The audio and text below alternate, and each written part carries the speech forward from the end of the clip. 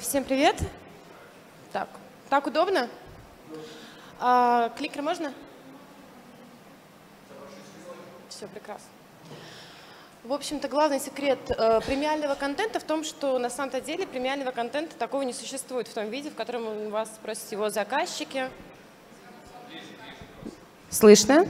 Шикарно. Я себя тоже слышу. Да, премиальный контент – это пример кликбейтного заголовка, друзья. Его можно использовать тоже в своих постах СММ, но очень аккуратно. Нет премиального контента, есть полезный контент. Контент полезный прежде всего для вашей аудитории.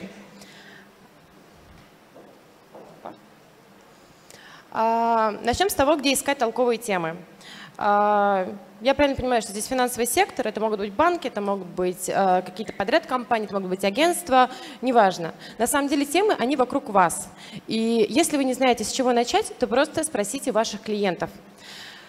Вы делаете контент прежде всего для аудитории, и вы вторгаетесь в их личное пространство. У них рядом в ленте посты от друзей, это видео с котиками и собачками, и у них абсолютно другие интересы. Им не интересно, что у вас новая карта, им не интересны ваши новые ставки. Они-то промониторят в поиске, если они захотят, если будет такая потребность.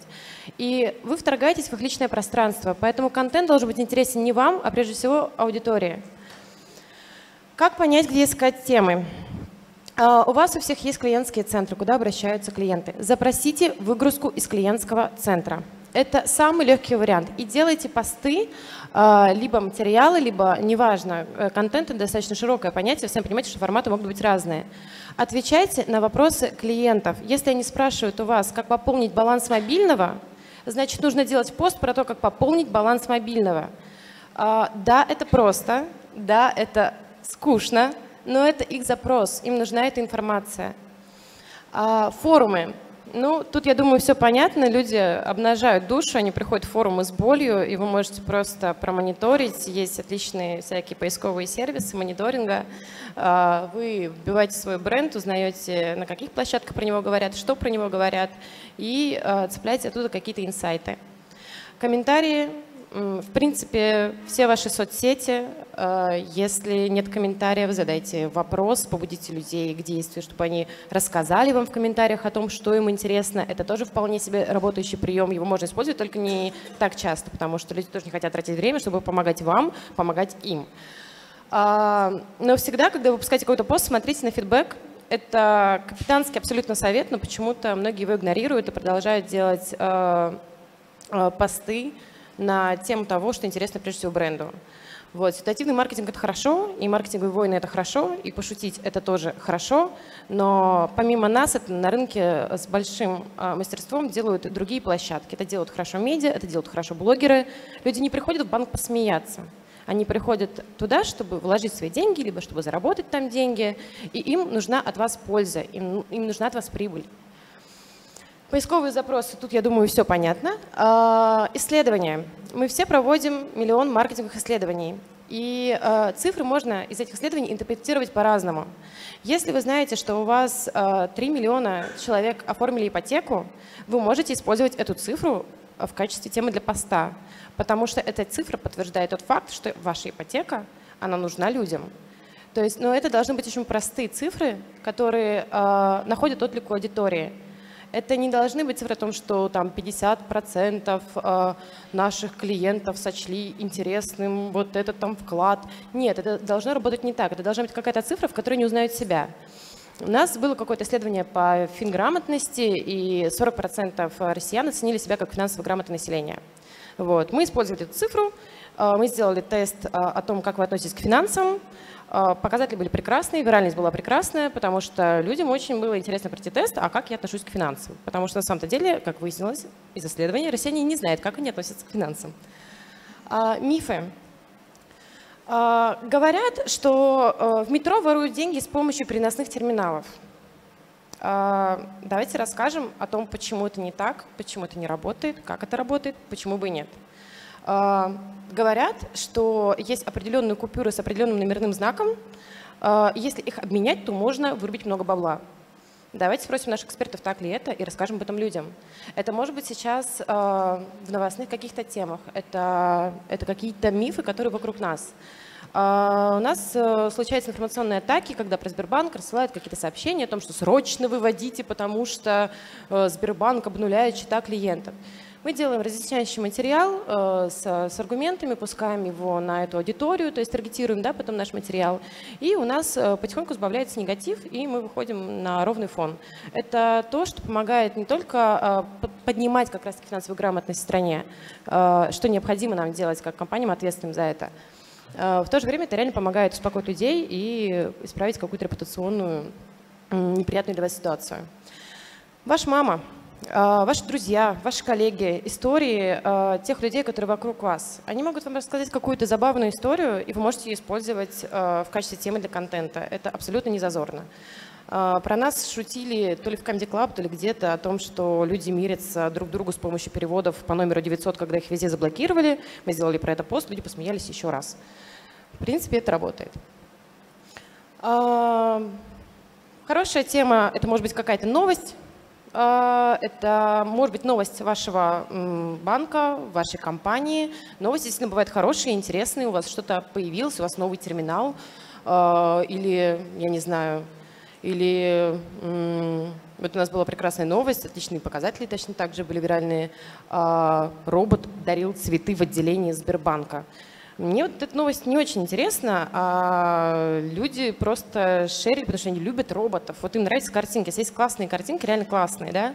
То есть мы чуть дальше поговорим про визуальную составляющую, то, в принципе, простая, яркая фотография эмоциональная, она тоже работает. Что не работает?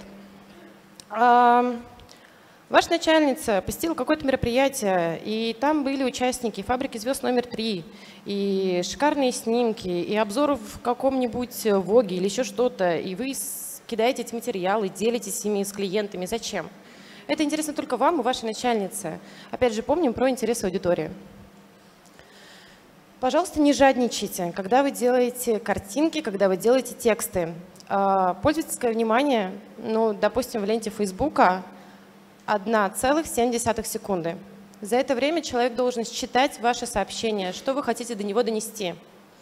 Картинка должна быть простой и понятной. Она должна быть видна с мобильного. Люди сидят с мобильного. Она должна быть видна, если яркость вашего экрана на нуле. Проделайте это упражнение. Просто сбавляйте яркость. Вы понимаете, что все ваши шрифты, все ваши дисклеймеры, все ваши дополнительные какие-то строчки, они не видны. Тот же курсив, он хорошо работает в печати, но он плохо выглядит в цифровом виде. Это нужно проверять именно вам. То есть прежде чем что-то запостить, просто сделайте тестовую группу, посмотрите, как это выглядит. Это будет точно так же выглядеть в ленте у пользователя.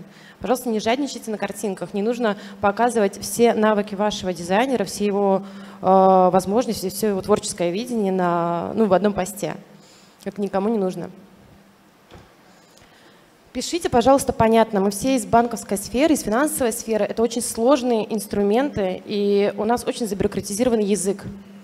Но люди совершенно по-другому называют наши продукты. Мы все это понимаем, это транслируется постоянно на профессиональных конференциях, но раз за разом мы встречаем абсолютно непонятные тексты с смутными условиями, с ошибками, небрежно оформленные. Это просто невозможно. У нас миллион плохих текстов, к нам приходят заказчики, у нас заказчики внутри банка, они приходят в отдел СММ, дают фактуру, ну и, в общем-то, после этого мы все дружно плачем и переписываем. Текст изменился. Теперь нужно рассказывать быстро, емко и понятно. Не надо борщить с эмоджи, не надо писать капслоком, не надо придумывать оригинальные заходы для того, чтобы зацепить внимание пользователя. У него нет на это времени. Напишите четко и понятно, используйте разные стилистические приемы, это нормально, да.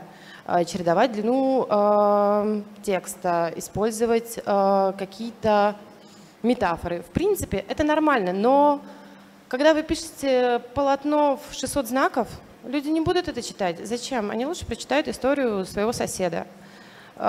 Есть курсы Ильяхова, есть миллион прекрасных книг. Я думаю, что вы все про это знаете, про то, что сейчас пишут по-другому, пишут проще. Поэтому отправьте своего копирайтера на эти 4-дневные курсы, вы не пожалеете. Он станет писать чище, он избавит ваши тексты от мусора. И это на самом деле начнет приносить вам пользу. У нас были сложные тексты, вот, и дочитываемость у этих текстов она была намного ниже. Когда мы стали писать подробные разъяснительные материалы, пользуйтесь сторонними площадками типа Яндекс.Дзена, чтобы не разрабатывать свои какие-то материалы. У них подрублена аналитика. Вы там посмотрите, как хорошо читают ваши тексты, когда отваливаются и все прочее. Это ориентир для вас. Это живая среда, там умная лента. Если вы пишете плохо, непонятно, неинтересно, вы это увидите по показателям. Если текст написан здорово, люди будут им делиться, они будут его читать, вы это увидите просто по цифрам, серьезно. Я вот Дзен рекомендую, мы его юзаем сами в Сбербанке, у нас есть своя платформа Сбербанк Медиа, мы ее также используем, но при этом мы дублируем тексты туда, потому что это для нас дает бесплатный органический охват, мы не вкладываемся в площадку абсолютно, дублируем просто там тексты из блога, и результат действительно хороший. Очень советую нарративы, прекрасный формат, стали недавно использовать. По показателям все настолько хорошо, что мы поняли, что нам делают предложение рекламного формата такого же и просили с нас 1 000 000 рублей за те же самые показатели, которые мы просто получили бесплатно, сделав нарратив на Яндекс.Дзене. Ну, то есть при учете там, продвижения в наших социальных сетях мы всегда продвигаем наш контент минимально, потому что органическая выдача для брендов больше не работает. Я на всякий случай это продублирую. Я думаю, что вы все это сегодня слышали. Facebook называл нам цифру до 7%. Это в лучшем случае. Мы мерили. У нас 3-4%. Органические просмотры. Аудитория ваших пабликов 5 миллионов, а бесплатно этот пост увидит 200 000 человек. Если вы вкладываетесь в контент, потратьте, пожалуйста, на его продвижение. Соцсети – это ваша лакмусовая бумажка. Когда вы готовите контент, вы задаете вопросы заказчику, либо там продуктологу, продукт-оунеру, неважно, которые ему могут помочь понять, что с его продуктом не так. Вы у него спрашиваете, а поддержка в курсе, на какие там, как отвечать на ваши вопросы по продукту, а условия прописаны на сайте, а ссылки прошиты, а сайт работает, ну, в общем, прочее, прочее, прочее. Когда вы задаете эти вопросы, вы тем самым помогаете сделать продукт лучше, потому что на этом этапе вы можете понять, что не так. Точно так же люди придут еще в комментарии и вам еще напомнят о том, что у вас не так. Вы тоже, если будете оперативно отсматривать, вы сможете скорректировать процесс. Какие форматы существуют? Тут их можно делить на самом деле по-разному. Можно по темам, можно конкретно по площадкам. Это не так важно. Мы делим по своим шаблонам, разработали гайдлайны шаблонов в соцсетях. Это значит, что у нас есть заготовки для постов, которые мы очень быстро можем менять в зависимости от темы и быстро выходить в social с готовым материалом. Стоит один раз потратиться, чтобы потом сэкономить себе время и ресурсы. Естественно, у нас бывают интерфейсы, это когда мы показываем мобильные приложения, какие-то продуктовые посты, объяснительные материалы. О чем именно я говорю? Это посты, которые мы называем у себя внутри финграмотность. Вот. Это не пост, который продает что-то, но это совет по теме, в которой Сбербанк является экспертом. Мы эксперты в теме финансов. Давайте расскажем людям, на чем они могут сэкономить. У нас есть сервис возврат налогов. Мы можем сделать ссылку, мы делаем. Конечно, у нас есть перформанс-компания о том, что верни себе налоги быстро. А потом мы можем еще показать 3 миллиарда рублей, которые мы вернули людям. И это работает лучше, чем любой баннер о форме себе возврат налогов. Это наши лонгриды. Собственно говоря, если есть возможность писать какие-то объяснительные тексты, если у вас есть свой блог, оформляйте, делайте это красиво, публикуйте в social. Люди все еще читают, а контент все еще король. Тесты. Почему бы и нет? Напишите классный тест, сделайте, опять же, тот же самый нарратив, снимите видео, сделайте инфографику. Формат зависит от темы. Не надо делать контент ради контента. Поймите, что у вас за фактура, и правильно ее используйте. У нас есть также спецпроекты в соцсетях, один из них Сберкот. И у нас был вариант просто раздавать стикеры людям ВКонтакте, дарить подарки и все. Ну, зачем? Как бы работать на бренд, все прекрасно. Повышает узнаваемость бренда? Повышает. Только узнаваемость нашего бренда 99%. Зачем нам спецпроект? Возможно, нам нужен для того, чтобы воспитывать лояльность у молодого поколения. Это проект, это чат-бот, называется Сберкот, ему пишет человек ВКонтакте, получает финансовые советы и стикеры. Стикеры мы выдавали порциями, чтобы люди не отписывались. Подписалось порядка 8 миллионов, отписалось 200 000 за время всего проекта. То есть люди Не отписались. Советы мы продолжаем сейчас присылать до сих пор. Это, кстати, самый любимый стикер из набора. Вот люди выбрали. Кстати, что тоже помогает. Смотришь на статистику, какой стикер использовали чаще, используешь его потом в постах, получаешь больше лайков. Статистика, она всегда помогает.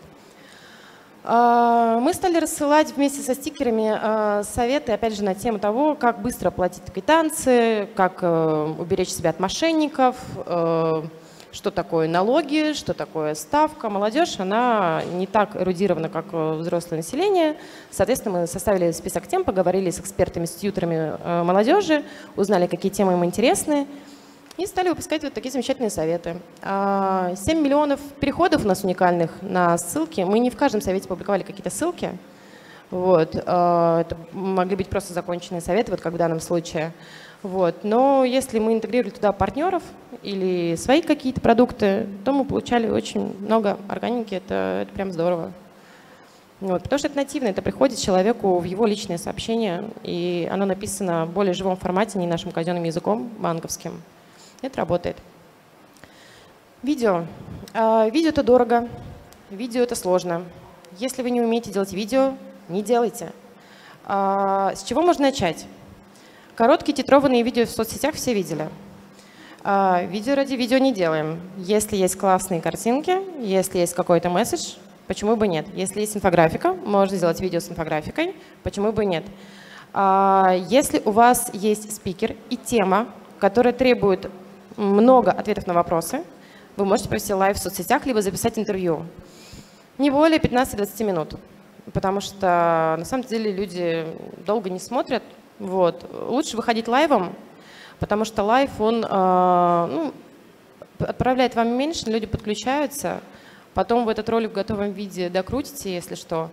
Ну, в общем-то, мы поняли, что лайвы именно как продолжительный видеоформат, да, 20 минут, они работают лучше. Мы также делали вирусные ролики в social. Здесь представлены 3.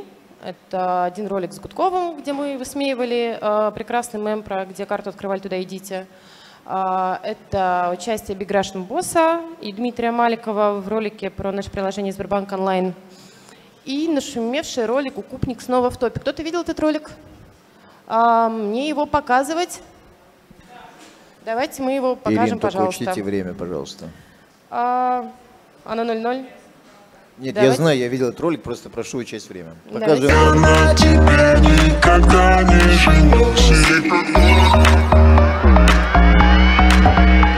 Здрасте, ребят.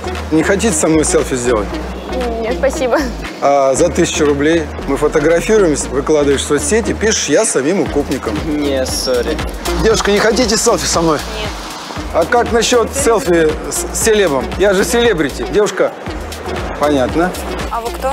Я Аркадий Укупник. Рюкзаком съел свой паспорт. Давайте за 5000 рублей. У тебя Сбербанк онлайн есть? Да. Давайте телефон, мы фоткаемся, и я тебе перевожу денежки. Хайпануть не хотите? Чё? Селфи со мной сделаете? Не, сорян, чувак. А если по 5000 каждому прямо сейчас кидаю на Сбербанк онлайн? Не забудьте хэштеги, значит, селебрити, сим-сим, откройся. А ты выкладываешь сторис. Кстати, кассетки мои не хотите? Лучше плачу 500 каждому.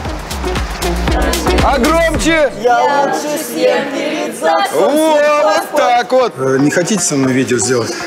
Я заплачу, диктуйте номер. Кому?